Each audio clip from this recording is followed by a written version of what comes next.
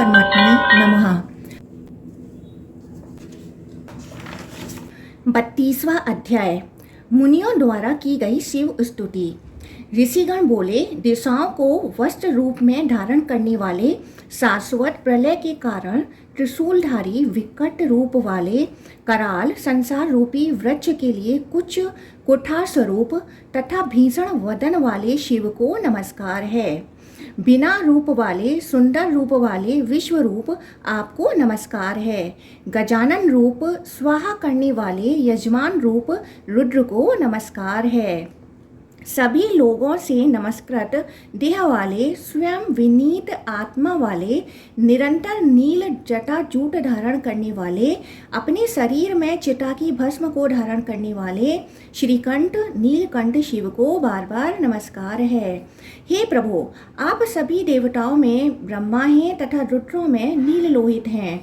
आप समस्त भूतों की आत्मा हैं। सांख्यविद आपको पुरुष कहते हैं। आप पर्वतों में विशाल मेरु पर्वत तथा नक्षत्रों में चंद्रमा हैं। ऋषियों में आप वशिष्ठ हैं तथा देवताओं में देवराज इंद्र हैं। सभी वेदों में साररूप से आप ओमकार हैं एवं सभी ज्ञेश्वरों में आप सामगान हैं। आप परमेश्वर वन्य पशुओं में सिंह हैं और ग्राम्य पशुओं में आप ऐश्वर्य संपन्न तथा लोकपूज्य वृषभ हैं।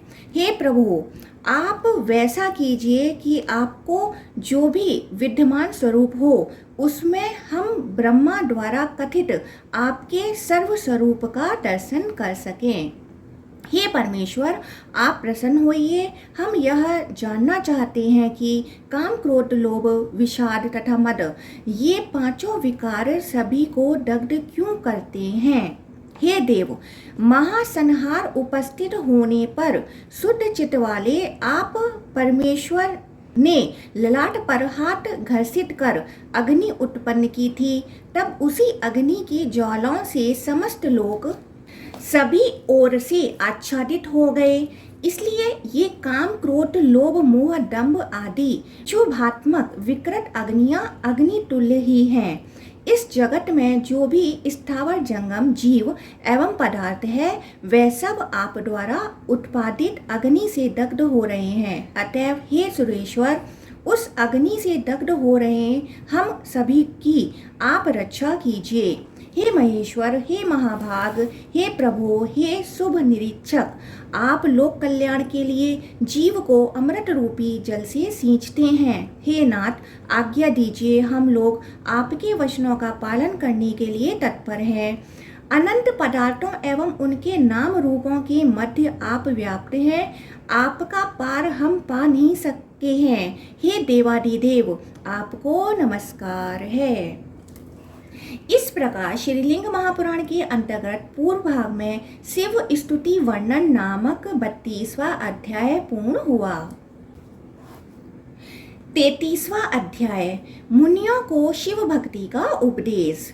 नंदीश्वर बोले, उन मुनियों के द्वारा संस्तुत भगवान महेश्वर उनकी स्तुति सुनकर उनके प्रति अनुग्रहशील होकर अत्यंत प्रसन्न हुए और उनसे यह वचन बोले, जो विप्र आप लोगों द्वारा की गई स्तुति को पढ़ेगा अथवा सुनेगा अथवा द्विजों को सुनाएगा वह मेरे गणों में मुख्य स्थान प्राप्त करेगा। हे मुनि श्रेष्ठों, आप भक्तों के हितार्थ अब मैं शुभ उपदेश करता हूँ। इस जगत में समस्त स्त्रीलिंग समुदाय मेरे शरीर से उत्पन्न प्रकृति देवी का ही रूप है और हे विप्रों, सभी पुल्लिंग समुदाय मेरी देह से उत्पन्न पुरुष का रूप है।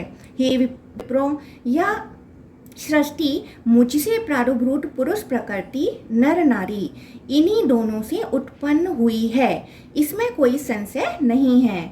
सभी शिवरूप हैं, अतएव किसी की भी निंदा न करें। विशेष रूप से मेरी भक्ति में तत्पर उत्तम दिगंबर ब्रह्मवादी बाल स्वभाव वाले उन्मत्त तथा चेष्टा रहित यति की तो कभी भी निंदा नहीं करनी चाहिए।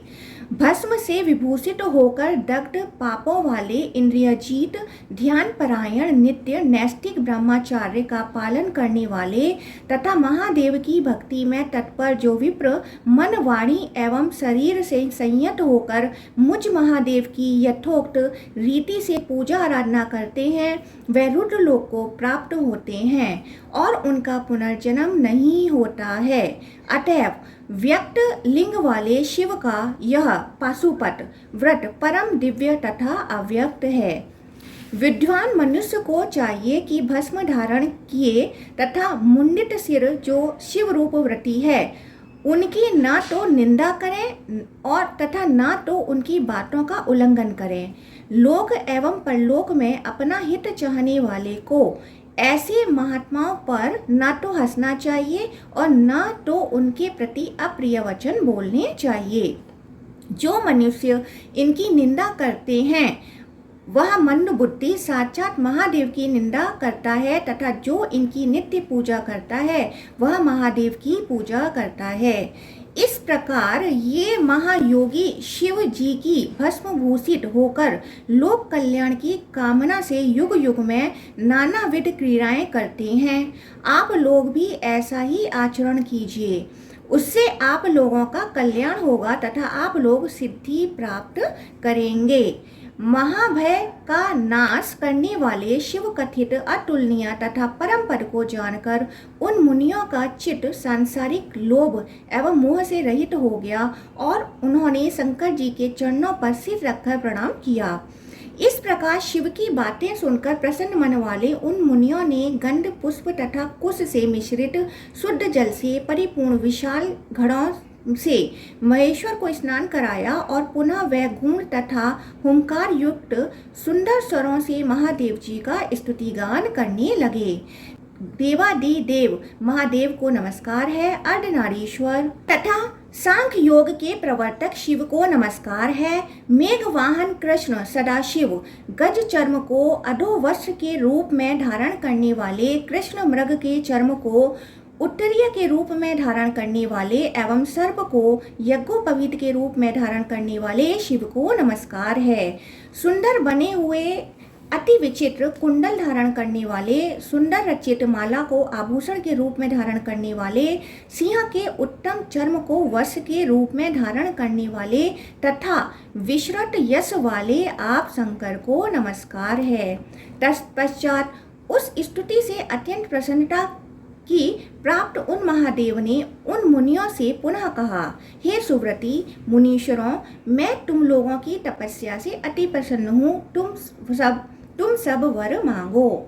इस पर भृगु, अंगिरा, वशिष्ठ, विश्वामित्र, गौतम, अत्रि, सुकेश, पुलस्त्य, पुलह, क्रतु, मरीचि, कश्यप, कण्व, संवृत आदि उन सभी महान तपस्वी मुनियों ने शिवजी को प्रणाम कर उनसे यह वचन कहा, भस्म स्नान नग्नता, वामता, प्रतिलोमता, काम्य कर्म मार्ग में प्रवृत्ति, सेव्य तथा असेव्य, इनके विषय में हम जानना चाहते हैं। इस पर उनकी बात सुनकर परमेश्वर भगवान शिव ने मुस्कुराकर सभी मुनिवरों की ओर देखकर उनसे कहा। इस प्रकार श्रीलिंग महापुराण के अंतर्गत पूर्व भाग में ऋषि वाग्य नामक 33वां अध्याय पूर्ण हुआ। 34वां अध्याय भगवान शिव द्वारा भस्म स्नान एवं शिव योगियों की महिमा का प्रतिपादन। भगवान शिव बोले, हे मुनीश्वर, इन सब के महात्मा से युक्त कथा के सार भाग का वर्णन मैं आप लोगों से करूंगा। सोम का कारण स्वरूप अग्नि मैं हूँ तथा अग्नि संयुक्त सोम भी मैं ही हूँ। इस लोक भारतवर्ष में रहने के कारण सबके कर्मों का फल अग्नि के द्वारा ही धारण किया जाता है। अग्नि ने इस स्थावर जंगम जगत को अनेक बार दग्ध किया है। अग्नि से भस्मीभूत हो जाने से यह संपूर्ण जगत पवित्र तथा उत्तम हो जाता है। उसी भस्म से ओज प्राप्त करके यह सोम प्राणियों को जीवित करता है। जो मनुष्य अग्निहोत्र कार्य संपन्न करके भस्म से त्रायुष करता है वह मेरे ओज से समस्त पापों से मुक्त हो जाता है। यह भस्म प्रकाशित करता है, कल्याण संपादित करता है तथा समस्त पापों का नाश करता है। अतएव इसे भस्म कहा जाता है। उष्मप संज्ञक पितर तथा देवतागण चंद्रमा से उत्पन्न कहे गए हैं। स्थावर जंगमय यह समस्त जगत अग्नि सोमात्मक है। मैं महान तेज से युक्त अग्नि हूँ तथा ये महिमामयी अम्बा पार्वती सोम स्वरूपा हैं। प्रकृति के साथ पुरुष रूप में अग्नि सोम दोनों ही हूँ। अतएव हे महाभाग मुनियों, यह भस्म मेरा वीर है ऐसा कहा जाता है। मैं अपने शरीर में अपने वीर भस्म को धारण करके अधिष्ठित हूँ और उसी समय से यह भस्म सभी अमंगलों से लोगों की रक्षा करता है तथा इसी भस्म से सूतिका ग्रहों की भी रक्षा की जाती है। जो मनुष्य क्रोध तथा इंद्रियों को जीतकर भस्म स्नान करके पवित्र अंत कारण वाला हो जाता है, वह मेरा सानिध्य प्राप्त कर लेता है एवं पुनर्जन्म से मुक्त हो जाता है। पाशुपत व्रत योग शास्त्र तथा कपिल सांख्य शास्त्र की रचना मैंने ही की। इनमें पाशुपत योग की रचना पहले हुई है, इसलिए यह उत्तम है। आश्रम संबंधी शेष सभी शास्त्र स्वयंभू ब्रह्मा जी के द्वारा बाद में रचे गए और लज्जा मोह तथा भय से युक्त इस सृष्टि की रचना मैंने ही की है। देवता तथा मुनिगण नग्न ही उत्पन्न होते हैं। लोक में अन्य जो मनुष्य हैं वह भी वस्त्र विहीन अवस्था में उत्पन्न होते हैं। इंद्रियों पर विजय प्राप्त न किए हुए लोग सुंदर वस्त्र धारण करके भी नग्न हैं और इंद्रिय जित लोग नग्न रहते हुए भी वस्त्र से ढके हुए हैं। इसमें वस्त्र हेतु नहीं माना गया है। क्षमा धैर्य अहिंसा वैराग्य तथा हर तरह से मान अपमान में समानता उत्तम आवरण कहे गए हैं। भस्म स्नान के द्वारा पूरे शरीर में भस्म को अनुलेपन कर मन में शिवजी का ध्यान करना चाहिए। हजारों प्रकार के कुकृत्य करके भी यदि जो कोई मनुष्य भस्म से स्नान करे तो उसके सभी पापों को भस्म उसी प्रकार जला डालता है जिस प्रकार अग्नि अपने तेज से वन को दग्ध कर देता है। अतएव जो मनुष्य प्रयत्नशील होकर त्रिकाल भस्म स्नान करता है वह मेरे गणों में श्रेष्ठता को प्राप्त होता है। जो लोग उत्तम व्रत धारण करके समस्त यज्ञ संपन्न करके महादेव के लीला विग्रह का चिंतन करते हुए उनकी आराधना करते हैं वे अमृत व मोक्ष को प्राप्त होते हैं। इससे श्रेष्ठ उत्तर मार्ग कहा गया है। जो लोग दक्षिण मार्ग के द्वारा नाशवान काम कर्मों के लिए परमेश्वर की आराधना करते हैं वे अणिमा गरिमा लघिमा प्राप्ति इच्छा काम वश्यायित्व प्राकाम्य ईशित्व तथा वसित्व सिद्धियां प्राप्त कर अमर हो जाते हैं। इंद्र आदि सभी देवता भी काम्य व्रत का आश्रय कर परम ऐश्वर्य की प्राप्ति करके अपरिमित तेजस्वी हो गए। मद मोह से शून्य रागों से मुक्त तथा तम रज आदि विकारों से रहित स्वभाव वाला होकर संसार को परिभूत करने वाले पाशुपत योग को उत्तम जानकर सदा इस पाशुपत योग में स्थित रहना चाहिए। सभी इंद्रियों को जीतकर जो मनुष्य पवित्र मन से सभी पापों का नाश करने वाले इस पाशुपत योग का ध्यान पूर्वक श्रद्धा भाव से पाठ करता है, सभी पातकों से रहित विशुद्ध आत्मा वाला वह प्राणी रुद्रलोक को प्राप्त होता है। महादेव जी का यह वचन सुनकर ऋजों में श्रेष्ठ वशिष्ठ आदि व सभी मुनि अपने अंगों में पीताभ श्वेत भस्म लगाने लगे और इच्छा रहित व मुनिगण कल्प के अंत में शिवजी के तेज के प्रभाव से रुद्रलोक के लिए प्रस्थित हुए। दंडी कहते हैं, हे सनत कुमार जी, अतः मलिन विकृत रूप संपन्न चाहे जिस रूप में हो, महान योगी की शंका करके उनकी निंदा नहीं करनी चाहिए, अपितु उनकी सदा पूजा करनी चाहिए। अधिक कहने की क्या आवश्यकता। दृढ़ व्रत वाले भगवान शिव के द्विजश्रेष्ठ भक्त चाहे वे मलिन ही क्यों ना हो, पूरे प्रयत्न से शिव की ही भांति उनकी पूजा करनी चाहिए, इसमें कोई संदेह नहीं है। इसी भांति मुनि दधीच शिव की भक्ति से देवदेव नारायण को जीतकर लोक में प्रतिष्ठित हो गए थे, इसमें संदेह नहीं है। अतएव भस्म से लिप्त शरीर वाले, जटाधारी, मुंडित सिर वाले तथा दिगंबर वेश वाले अनेक प्रकार के महात्माओं की मन वचन एवं कर्म से पूर्ण प्रयत्न के साथ महादेव की भांति विधिवत पूजा करनी चाहिए।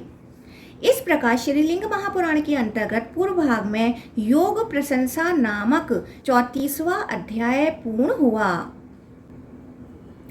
35वां अध्याय महर्षि दधीच एवं राजा छुप की कथा तथा महामृत्युंजय मंत्र की स्वरूप मीमांसा। सनत कुमार बोले, हे सुव्रत मुनि, दधीच ने समर में देवदेव नारायण को जीतकर राजा छुप के ऊपर अपने पैर से प्रहार क्यों किया, और उन महातपस्वी ने महादेव जी से अपनी हड्डियां वज्र तुल्य होने का वरदान किस प्रकार प्राप्त किया, और हे नंदीश्वर, जिस प्रकार आपने मृत्यु पर विजय प्राप्त की वह भी आप कृपा करके बताइए। नंदी कहते हैं, ब्रह्मा जी के पुत्र महान तेज वाले छुप नामक एक राजा हुए हैं। उन लोकपति छुप की मनीश्वर दधीच से मित्रता थी। कालांतर में उन छुप तथा दधीच के मध्य किसी बात के संदर्भ में विवाद हो गया। छुप का कथन था कि क्षत्रिय श्रेष्ठ होता है और दधीच का कथन था कि ब्राह्मण ही श्रेष्ठ होता है। राजा 8 लोकपालों का विग्रह स्वरूप होता है। इंद्र, अग्नि, यम, निरति, वरुण, वायु, चंद्र, कुबेर तथा ईश्वर मैं ही हूँ। इसमें कोई संदेह नहीं है, अतः तुम्हें मेरी अवज्ञा नहीं करनी चाहिए। हे सुव्रत, वह राजा महान देवता होता है, अतः हे च्यवन पुत्र, हे महाभाग, तुम्हें मेरा अपमान कभी नहीं करना चाहिए, अपितु सर्वथा मेरी पूजा करनी चाहिए। उन छुप का वह वचन सुनकर च्यवन पुत्र मुनि श्रेष्ठ दधीच ने आत्म गौरव से प्रेरित होकर अपने बाएं हाथ से छुप के सिर पर तेज मुष्टि का प्रहार किया। बलशाली छुप ने भी वज्र से उन दधीच पर प्रहार किया। पूर्व काल में राजा छुप ब्रह्मा लोक में ब्रह्मा जी की छींक से उत्पन्न हुए थे। भगवान की प्रेरणा से असुरों के पराजय रूप कार्य के निमित्त इंद्र से उन्होंने वज्र प्राप्त किया था। अपनी इच्छा से ही नर होकर वे राजा बने थे। सिर युक्त, बलवान तथा तमोगुण युक्त इंद्र की भांति राजा छुप भी बलशाली थे, इसलिए वे विपेंद्र दधीच को जीतने में समर्थ हो गए। राजा छुप के वज्र प्रहार से निहत द्विज श्रेष्ठ दधीच भूमि पर गिर पड़े। फिर अत्यंत दुखी होकर उन्होंने भृगुपुत्र मुनि शुक्राचार्य का स्मरण किया। देहधारियों में श्रेष्ठ शुक्राचार्य ने भी वहां पहुंचकर दधीच मुनि के वज्र ताड़ित शरीर को अपने योग बल से यथावत जोड़ दिया। दधीच के शरीर को पूर्व की भांति ठीक कर भार्गव शुक्राचार्य ने कहा, हे महाभाग दधीच, हे विप्रवर, ब्रह्मा आदि देवताओं से पूजित निरंजन देवादिदेव उमापति शिव की सम्यक पूजा करके उन त्र्यंबक महादेव के अनुग्रह से अवध्य हो जाओ। हे द्विज, उन्हीं महादेव जी से मैंने भी मृत संजीवनी विद्या प्राप्त की है। शिवजी के भक्तों में मृत्यु से किसी प्रकार का भय नहीं होता है। उसी सैवी मृत संजीवनी विद्या को अब मैं तुम्हें बता रहा हूँ। तीनों लोकों के पिता सोम, चंद्र, अग्नि, इन तीनों मंडलों के जनक, सत्य, रज, तम, तीनों गुणों के महेश्वर, 3 तत्वों बुद्धि, अहंकार, मन, 3 अग्नियों ग्रहपत्य, आवनिया, दक्षिणा अग्नि, 3 देवों ब्रह्मा, विष्णु, रुद्र तथा जगत के सभी 3 प्रकार के पदार्थों के स्वामी सुगंधी रूप पुष्टि वर्धन परमेश्वर महादेव का यजन करना चाहिए। सुगंधी रूप व सूक्ष्म परमेश्वर सभी जगह समस्त जीवधारियों में त्रिगुणात्मिका प्रकृति में, इंद्रियों में, अन्य देवताओं तथा गणों में उसी प्रकार अधिष्ठित हैं जैसे पुष्पों में गंध विद्यमान रहती है। हे द्विजश्रेष्ठ, चूंकि पुरुष रूप परमेश्वर की पुष्टि प्रकृति रूप है, हे सुव्रत, हे महामुने, अतः वही परमेश्वर महत आदि से लेकर विशेष पर्यंत संपूर्ण जगत प्रपंच विष्णु, ब्रह्मा, मुनियों तथा इंद्र आदि सभी देवताओं का पुष्टि वर्धन करता है। कर्म, तपस्या, स्वाध्याय, योग तथा ध्यान के द्वारा उन अमृत रूप महादेव का यजन करना चाहिए। जन्म मरण रूप बंधन से मुक्त प्रदान करने वाले प्रभु शिव इस सत्य के द्वारा जीव को मृत्यु के पास से छुटकारा प्रदान करते हैं। सूर्य की किरणों से पककर अपने मूल बंधन से स्वयं मुक्त हुए उर्वारक ककड़ी की भांति वह जीव शिव आराधना के द्वारा सांसारिक बंधन से मुक्त हो जाता है। मैंने भी शिवजी से ही मृत संजीवनी मंत्र प्राप्त किया है। हे द्विज, जप करने, हवन करने, अभिमंत्रित जल का पान करने तथा दिन रात शिवलिंग के सानिध्य में बैठकर उनका ध्यान करने से मृत्यु का भय नहीं रह जाता। उन शुक्राचार्य का वह वचन सुनकर मुनि दधीच ने घोर तपस्या करके शिव की आराधना की, जिसके जिसके परिणाम स्वरूप उनकी हड्डियां वज्र तुल्य हो गईं। वे अवध्य हो गए तथा उनकी सारी दीनता दूर हो गई। इस प्रकार देवेश्वर शिव की आराधना करके मुनि श्रेष्ठ दधीच ने वज्र के समान हड्डियां हो जाने तथा दूसरों से मारे न जा सकने का वरदान प्राप्त कर चेष्टा पूर्वक राजा क्षुप के सिर पर अपने चरण मूल से प्रहार किया। इस पर राजा क्षुप ने भी अपने वज्र से उनकी छाती पर आघात किया, किंतु भगवान शिव के अनुग्रह से वज्र तुल्य शरीर वाले महात्मा दधीच को वह वज्र विनष्ट करने में समर्थ न हो सका। दधीच का अवध्यत्व, उनकी अधीनता तथा उनके तपोबल का प्रभाव देखकर राजा क्षुप कमल के सदृश नेत्र वाले उपेंद्र मुकुंद श्री विष्णु की आराधना करने लगे। इस प्रकार श्रीलिंग महापुराण के अंतर्गत पूर्व भाग में छुपा अभिधन पराभव वर्णन नामक 35वां अध्याय पूर्ण हुआ। 36वां अध्याय राजा क्षुप द्वारा विष्णु की आराधना, विष्णु द्वारा शिव भक्तों की महिमा का कथन।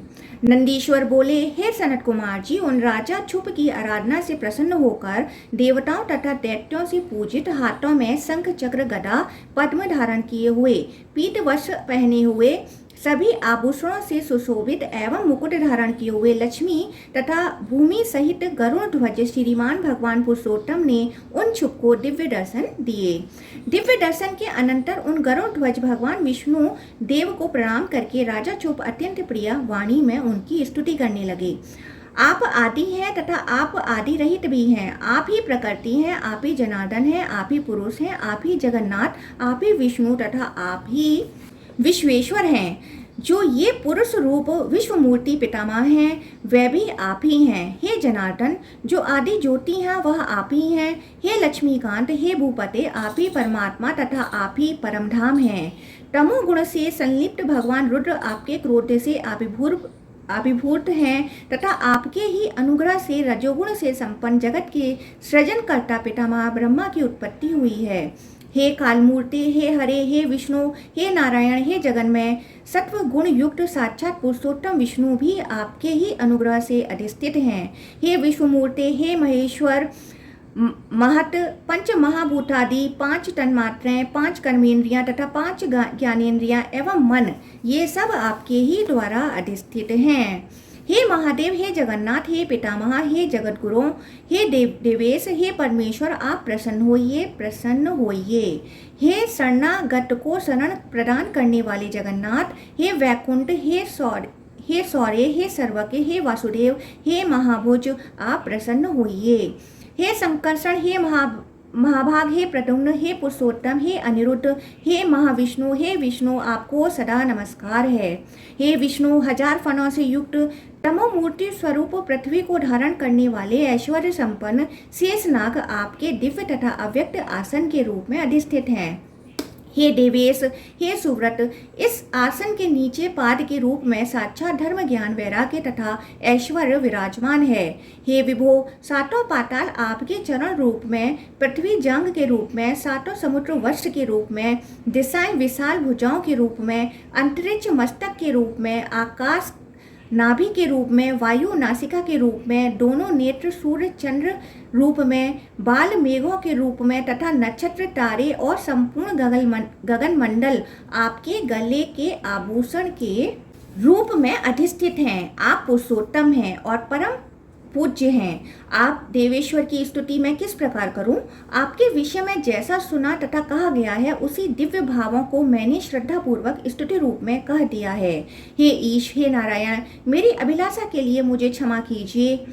आपको नमस्कार है। नंदीश्वर बोले, जो मनुष्य क्षुप के द्वारा की गई सर्व पाप नाशिनी इस विष्णु स्तुति को भक्ति पूर्वक पढ़ता है या सुनता है अथवा ब्राह्मणों को सुनाता है, वह विष्णु लोक को प्राप्त होता है।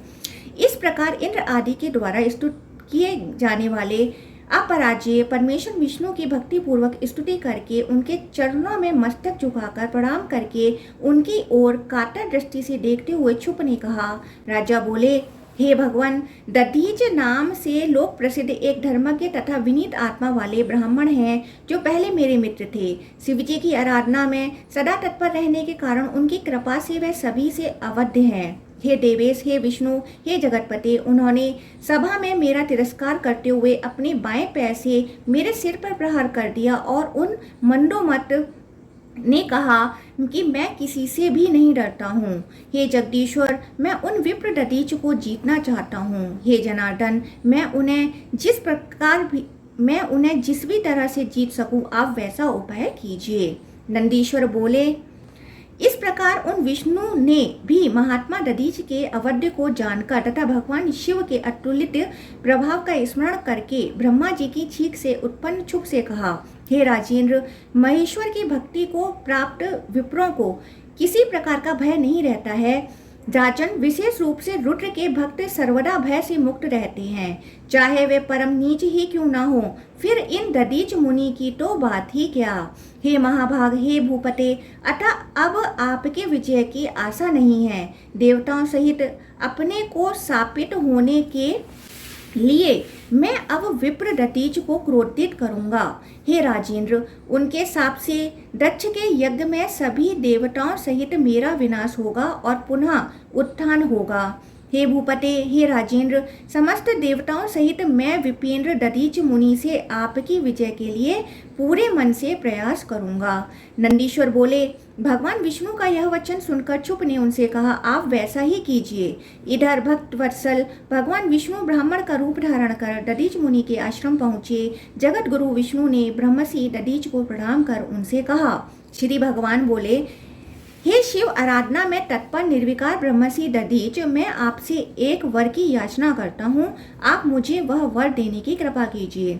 देवदेव विष्णु के इस प्रकार प्रार्थना करने पर दधीच ने कहा, मैं आपके सभी भावों तथा मनोरथों को समझ गया हूँ, मुझे आपसे भी कोई भय नहीं है। हे जनार्दन, आप यहाँ ब्राह्मण का रूप धारण कर आए हुए हैं। हे देवेश, हे जनार्दन, भगवान शिव की कृपा से मैं भूत भविष्य तथा वर्तमान सब कुछ जानता हूँ।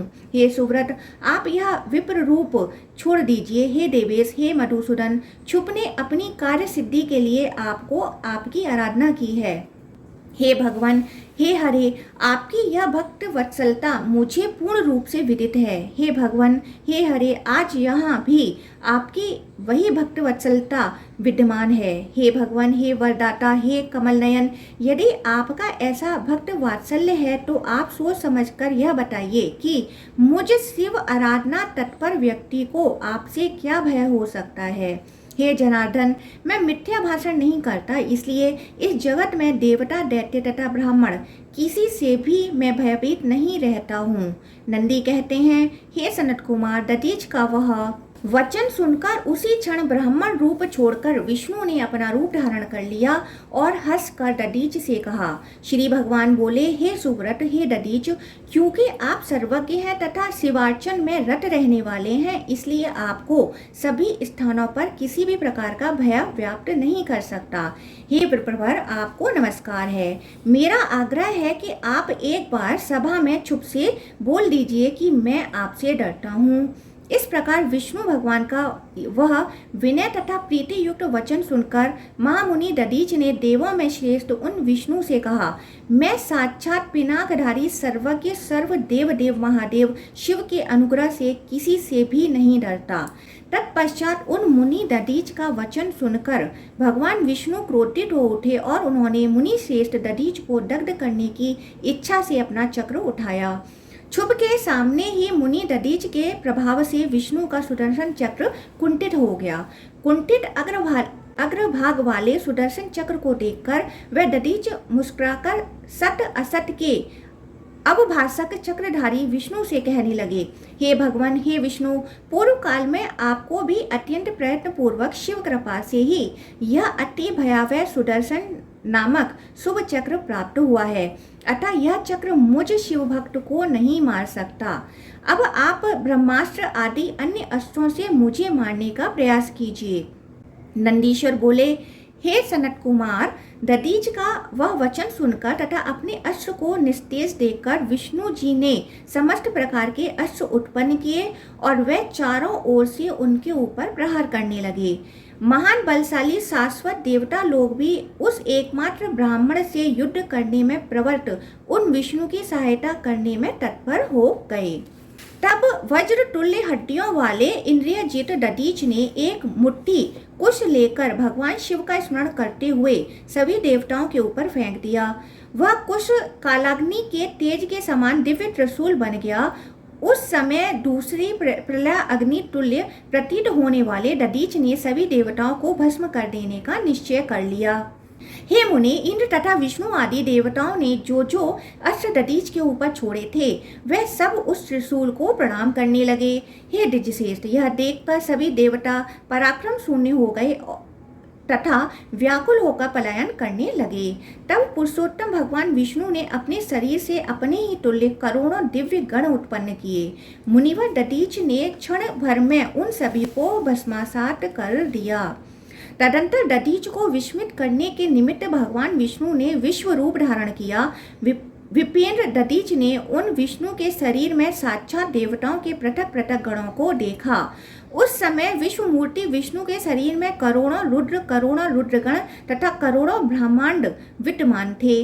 तब चवन पुत्र महामुनि दधीच वह सब कुछ देखकर विस्मित हो गए और वह विश्व रूप धारण किए हुए उन जगतपति लोकव्याप्त ऐश्वर्य संपन्न विष्णु के ऊपर जल का छींटा मारकर उनसे कहने लगे, हे महाबाहो, माया का परित्याग कीजिए।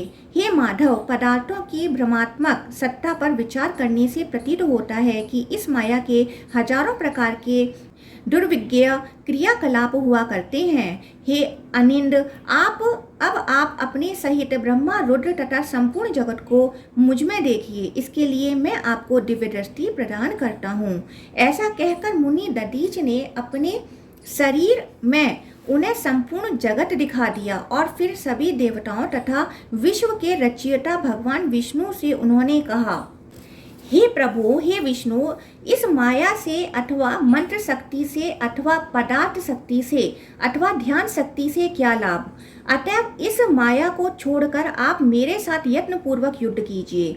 उन दधीच का यह वचन सुनकर तथा उनका अद्भुत प्रभाव देखकर देवगण व्याकुल होकर पुनः भागने लगे। तदंतर जगत गुरु ब्रह्मा जी ने उन निश्चेष्ट भगवान विष्णु को युद्ध करने से रोका। इसके बाद उन ब्रह्मा जी का वचन सुनकर दधीच से पराजित हुए भगवान विष्णु उन महामुनि को प्रणाम करके अपने लोक को चले गए। इधर अत्यंत दुखित तथा व्याकुल चित राजा क्षुप मुनीश्वर दधीच की विधिवत पूजा करके उन्हें बार बार प्रणाम करते हुए उनसे प्रार्थना करने लगे, हे दधीच, हे देव, मेरे द्वारा अज्ञानवश किए गए अपराध को आप क्षमा करें। हे सखे, आप सदृश रुद्र भक्त का विष्णु तथा अन्य देवता भला क्या कर सकते हैं। हे द्विज, आप प्रसन्न हो जाइए। हे भक्तों में श्रेष्ठ, मुझ सदृश दुर्जन तथा अधम क्षत्रियों के लिए परमेश्वर महादेव की भक्ति अत्यंत दुर्लभ है। तपस्वियों में श्रेष्ठ मुनीश्वर दधीच ने राजा क्षुप की वाणी सुनकर उसके ऊपर अनुग्रह कर दिया तथा श्रेष्ठ देवताओं को शाप दे दिया कि विष्णु देव, इंद्र एवं मुनीश्वरों सहित सभी देवता महान आत्मा वाले दक्ष प्रजापति के पवित्र यज्ञ में रुद्र की कोपा अग्नि में दग्ध हो जाएं। इस प्रकार देवताओं को शाप देकर द्विज श्रेष्ठ दधीच ने क्षुप की ओर देखते हुए कहा, हे राजेंद्र, ब्राह्मण सभी देवताओं, राजाओं तथा विविध गणों के पूज्य हैं। अतः हे नृपश्रेष्ठ, ब्राह्मण ही सबसे अधिक बलशाली एवं परम ऐश्वर्य से संपन्न होते हैं। ऐसा कहकर महातेजस्वी मुनि दधीच अपनी कुटी में चले गए तथा राजा क्षुप दधीच को प्रणाम कर अपने घर को प्रस्थित हुए। वह युद्ध स्थान एक तीर्थ बन गया जो स्थानेश्वर नाम से जाना जाता है। स्थानेश्वर तीर्थ का सेवन करने से मनुष्य शिव सायुज्य प्राप्त कर लेता है। नंदीश्वर बोले, हे महामुनि सनत कुमार, यह मैंने आपसे संक्षेप में क्षुप दधीच के विवाद और दधीच तथा भगवान शिव के प्रभाव का वर्णन किया है। जो मनुष्य क्षुप तथा दधीच के इस दिव्य विवाद का पठन करता है वह अपमृत्यु को जीतकर देह का अंत होने के अनंतर ब्रह्मालोक को प्रस्थान करता है। जो कोई भी इसका पाठ करके युद्ध स्थल में प्रवेश करता है उसे मृत्यु से किसी प्रकार का भय नहीं रहता है और वह संग्राम में सदा विजेता सिद्ध होता है। इस प्रकार श्रीलिंग महापुराण के अंतर्गत पूर्व भाग में क्षुप दधीच संवाद नामक 36वां अध्याय पूर्ण हुआ। ओम नमः शिवाय।